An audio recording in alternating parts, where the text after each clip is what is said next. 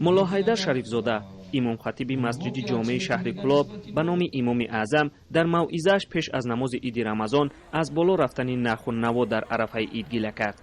وی گفت به سبب بلند بودن نرخ‌ها نتوانست روی دسترخوان عیدانه‌اش میوه و دیگر انواع خوردنی گذارد. شریفزاده اشاره کرد که در چنین شرایط عید را باید خاکسارانه پیشواز گرفت.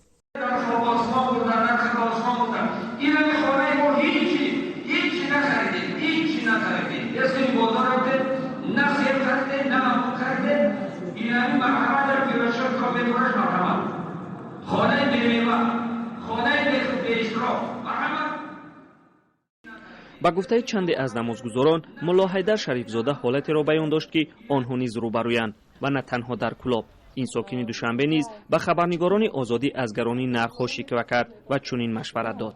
در عید قربان و رمضان نرخ و نوا بالا می رود.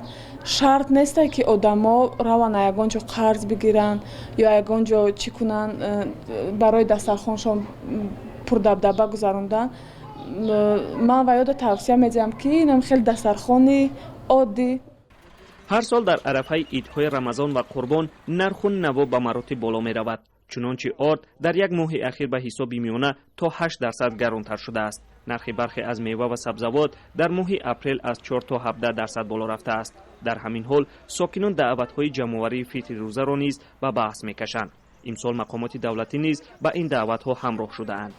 امیرخان قربانزاده معاون رئیس ولایت ختلان در مسجد جامع کلاب گفت که اداره‌های دولتی فطر روزه خود را متشکلانه جمع‌آوری کرده‌اند و افزود پول جمع شده به کمیزاتان و بینوایان تقسیم کرده می‌شود. محمود جان رحمتزاده، آزادی، کلاب.